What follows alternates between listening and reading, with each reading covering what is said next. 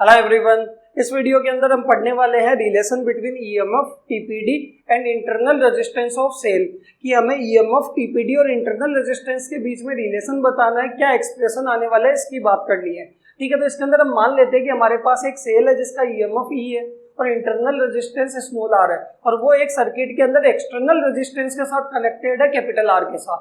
ठीक है, तो देखो इसका डायग्राम क्या होने वाला है कि हमारे पास मान लो कि सर्किट में एक एक्सटर्नल रेजिस्टेंस है कैपिटल आर और इसके साथ एक सेल कनेक्ट होगा जिसका ईएमएफ कितना है कैपिटल ई और इंटरनल रेजिस्टेंस कितना है स्मॉल आर। और इंटरनल रेजिस्टेंस हमेशा क्या होता है, सीरीज में कनेक्ट होता है सर्किट के अंदर, तो ये मैंने मान लिया स्मॉल आर।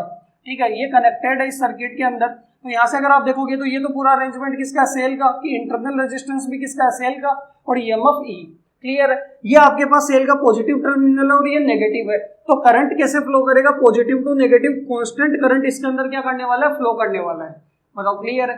तो अगर हम करंट की वैल्यू निकालते हैं तो ओम्स के अकॉर्डिंग करंट क्या होता है, potential upon resistance V by R. But यहाँ पे अगर हम करंट निकालेंगे तो हमारे पास पोटेंशियल कितना है, वो है E, मैक्सिमम पोटेंशियल है ईएमएफ E। ठीक है, और रेजिस्टेंस क्या है, तो देखो कैपिटल आर और स्मॉल आर दोनों सीरीज में है, डायरेक्टली क्या होंगे, ऐड होंगे। तो अगर यहाँ पे मैं करंट की वैल्यू निकालूं तो करंट आएगा नेट पोटेंशियल जो कि ईएमएफ है E और नेट रेजिस्टेंस कितना है सर्किट का, तो कैपिटल आर और स्मॉल आर डायरेक्टली ऐड होंगे तो ये आएगा capital R plus small R. बताओ क्लियर है यहाँ तक। अगर आप देखोगे तो E बराबर में लिख सकता हूँ, इधर मल्टीप्लाई कर दिया तो I into capital R plus small R. आप ईएमएफ को लिख सकते हो I into capital R plus I into small R. बताओ क्लियर है, इक्वेशन नंबर 1। अब अगर आप यहाँ पे बात करोगे कि टीपीडी क्या होने वाला है, तो जो एक्सटर्नल रेजिस्टेंस के अक्रॉस जितना पोटेंशियल यूज में आएगा, पोटेंशियल ड्रॉप होगा, वो क्या होगा, टीपीडी। कि टीपीडी होता क्या है, सर्किट के अंदर जो पोटेंशियल यूज में आ रहा है उसको हम क्या बोलते हैं, टीपीडी बोलते हैं। तो यहाँ पे अगर आप इसमें करंट आई जा रहा है तो इसमें पोटेंशियल कितना यूज आएगा, I इंटू आर, और वही आपका क्या होगा, टीपीडी होगा। तो आप लिख सकते हो according to Ohm's law, Ohm's law के अकॉर्डिंग कितना पोटेंशियल ड्रॉप होने वाला है, कितना टीपीडी आने वाला है, I into capital R. Equation 2 को कहाँ पुट कर देंगे, 1 के अंदर, तो आपके पास आ जाएगा पुट इक्वेशन 2 इन इक्वेशन 1।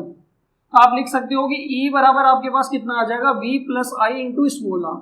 ये आपके पास रिलेशन आया EMF, TPD and internal resistance के बीच में। क्लियर है, तो यहाँ पे E तो देखो तो क्या है, ईएमएफ, V आपके पास कितना है, टीपीडी, और स्मॉल आर आपके पास क्या है, इंटरनल रेजिस्टेंस।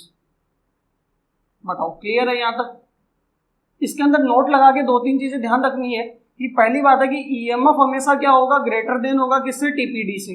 कि अगर आप टीपीडी के अंदर I into small R add करोगे, इंटरनल रेजिस्टेंस की वजह से जो पोटेंशियल आएगा वो ऐड करोगे तो क्या आने वाला है, ईएमएफ आने वाला है। यानी ईएमएफ टीपीडी से हमेशा क्या होगा, ग्रेटर होगा। सेकंड है कि if cell is on open circuit, कि सेल किसके अंदर है, ओपन सर्किट के अंदर है। सेल ओपन सर्किट में लगा रखा है तो करंट कितना फ्लो करेगा, 0। ठीक है, तो इस केस के अंदर E किसके बराबर आ जाएगा, V के। ईएमएफ किसके बराबर आ जाएगा, टीपीडी के। तो ये आपके पास आया relation between EMF and TPD and internal resistance.